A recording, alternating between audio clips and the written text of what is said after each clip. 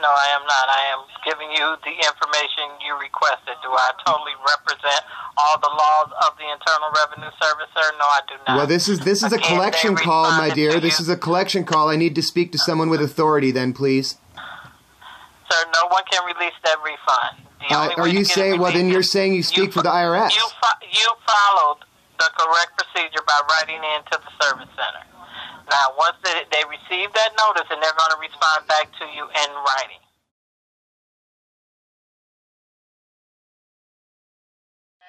ID number 0270510.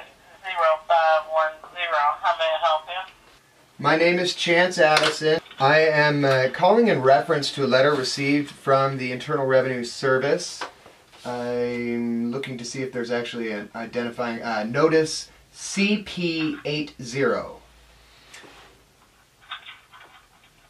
what is it concerning, sir? It says here that it's stating that your agency owes me $7,600, and I'm calling to claim that money. It was a CP8 you received, sir? Yes. Okay. Can you please hold for a moment? Absolutely. For the record, it's June 16th, 2014. Time is 11 a.m. exactly. Been on hold for about a half hour. And I did receive a letter from the IRS recently. It's stating that I have a credit on account of $7,600 in relation to my previous renunciation of citizenship, which is retroactive to the date of my birth. This means that this $7,600 is mine. Now, I'm trying to be consistent with all of my previous legal communications with the U.S. Department of Justice, referring to civil case 1:13CV210 Reynolds Innovations Inc. v. Addison et al. And so, in keeping with all of my prior communications with the U.S. government, I am now going to demand that the Internal Revenue Service return $7,600 to me. This is going to be fun. Of course, all this is going to go down while I vaporize massive quantities of cannabis oil.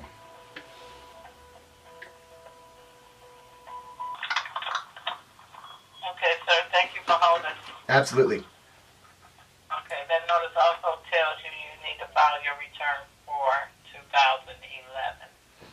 Actually, ma'am, I need to let you know that I am recording this communication, and pursuant to civil case number 1:13CV210 Reynolds Innovations Inc. v. Addison et al. In the Middle District of North Carolina, I am calling to reclaim these assets, for I renounce citizenship and claim the legal status of sovereign entity. Therefore, these assets belong to me.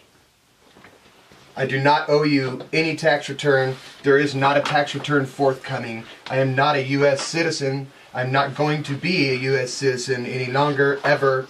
Actually, my citizenship was terminated October 15th, 2012. Your agency, this letter was received in response to my notice of sovereignty, which I can read to you now, since you probably don't have it handy. It's dated May 19th, 2014. The title is Notice of Sovereignty and Demand for Reimbursement, Chance Addison, S.E. To the Internal Revenue Service, P.O. Box 255, Memphis, Tennessee. Okay, this is a call that I've made to the IRS on June 16th, 2014. The battery on the video actually crapped out in the middle of my delivery of my speech to the IRS. That being said, the agent immediately put me on hold while she's referring to the content given. I'm expecting this is going to take some amount of time, but I wanted to go ahead and document the video failure while I'm sitting here still on hold waiting for the agent to return. So nothing in essence has been missed. For all I was doing was reading from legal communications previously sent to the IRS May 19th. In fact, the agency only has 2 days left to comply with my legal notice. If it fails to wire to me $7,600 by Wednesday this week, I will have established my right to proceed in international court against the IRS. Here she is. Okay, sir. Thank you very much for holding. Yes. Okay. Now, you have written into the service center correctly, correct, with your notice. The address to which I communicated with the IRS previously was P.O. Box 255, Memphis, Tennessee, 38101-0255. Okay, and we responded back to you asking that you file that tax return. What I see here is that you've sent me a letter affirming that I do have a credit with the agency of $7,600. Mm-hmm. Yes. So, and it also tells you, in order to claim the credit, what you needed to do, correct? Actually, what it's saying is that you don't understand the law, and the law is that I'm a sovereign entity. You do not have a claim over any of my assets, and I've already sent you a written communication by registered service, U.S. Postal Service, return receipt required, that states that I've given your agency 30 days to return my assets. That 30-day period ends on Wednesday this week. That is 2 days from today. Okay, sir. Well, you will not be receiving a refund in 2 days from today. Okay, well, I just wanted to affirm that on record because I'm planning on pursuing this in international court. So you've been notified. Okay. I will notate that on your account for you that you did call in, and you will be pursuing your case in international court. So hold on a moment, okay? Okay, and would you also please state for the record again your ID number? 0270510. And you are claiming to speak on behalf of the Internal Revenue Service on this matter, correct?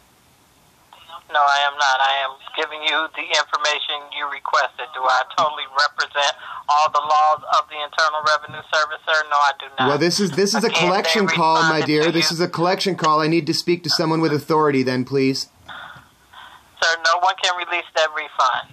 Are you saying? Well, then you're saying you speak for the IRS. You followed the correct procedure by writing into the service center. Now, once they receive that notice, and they're going to respond back to you in writing.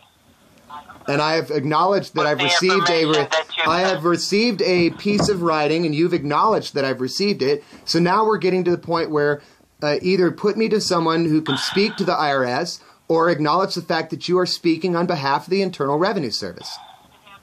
Sir, hold on, okay? Thank you. Mm-hmm. Bump it. I can take your phone number and have a manager give you a call back if you like. Okay.